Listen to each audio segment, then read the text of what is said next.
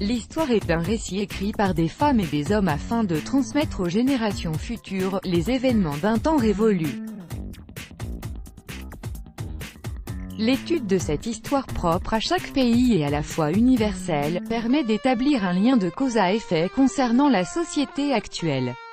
Mais bien plus que la simple transmission, l'histoire requiert d'un devoir de mémoire, c'est-à-dire l'obligation morale de se rappeler d'un événement historique tragique et de ses victimes dans le but qu'un événement de ce genre ne se reproduise plus.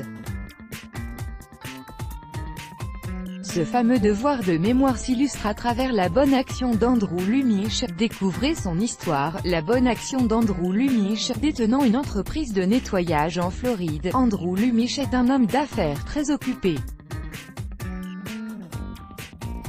Il passe 6 jours sur 7 au travail et son seul jour de repos est le dimanche. Au lieu de profiter de cette journée pour se reposer, Andrew s'est trouvé une toute autre activité. En effet, il profite de ses dimanches pour se rendre au cimetière de sa ville, et cela depuis 2 ans. Bien loin d'y aller pour se recueillir sur la tombe d'un proche décédé, ou de pratiquer des rites étranges, il y va pour une raison noble et patriotique. En fait, chaque dimanche, Andrew nettoie les tombes des vétérans laissés à l'abandon. Il s'est donné comme mission d'entretenir les tombes des gens qui se sont battus pour son pays et pour lui. Au total, en 2 ans, il a nettoyé 300 pierres tombales. Il lui arrive de passer jusqu'à 1 mois pour nettoyer une seule tombe, mais cette mission lui permet de rendre hommage à ces personnes et d'entretenir leurs souvenirs afin qu'elles ne soient pas oubliées. Une fois le nettoyage entièrement terminé, il prend une photo et réalise un avant-après qu'il publie sur sa page Facebook, The Good Cemeterian. Ainsi, il partage avec les internautes le devoir de mémoire pour nettoyer et entretenir au mieux ses tombes. Il a même développé ses propres méthodes.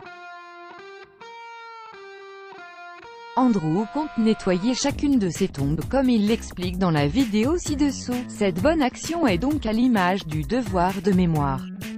Ce dernier peut prendre la forme de déclarations officielles, de textes de loi ou de traités internationaux. Mais alors qu'en est-il du devoir de mémoire en France? Le devoir de mémoire en France, bien que des commémorations et des monuments aux morts, c'est-à-dire des édifices en mémoire des soldats décédés suite à des faits de guerre, et particulièrement pendant la Première Guerre mondiale, existe en France depuis un certain temps. Le devoir de mémoire reste assez récent puisqu'il est apparu dans les années 90 lors de la reconnaissance et la responsabilité de l'État français dans la Shoah. La Shoah correspond au génocide des Juifs d'Europe par l'Allemagne nazie pendant la Seconde Guerre mondiale. Ce mot hébreu signifie « anéantissement » ou « catastrophe » en référence à l'assassinat d'environ 2/3 des Juifs d'Europe. La Seconde Guerre mondiale se caractérise par son extrême violence, sa durée et son bilan humain avec plus de 50 à 60 millions de morts. De plus, des lois comme la loi Taubira du 21 mai 2001 imposent aux programmes scolaires et aux programmes de recherche d'apporter l'attention nécessaire à la reconnaissance de la traite négrière et de l'esclavage comme étant un crime contre l'humanité. Toutefois, les chercheurs ont tenu à préciser que la loi ne peut définir les champs des recherches historiques. Le devoir de mémoire concernant les victimes du colonialisme fait l'objet d'un rappel constant par les territoires de la France d'outre-mer, des pays africains et du Maghreb. Plusieurs controverses existent donc concernant le devoir de mémoire et l'intérêt qu'y trouvent les politiques.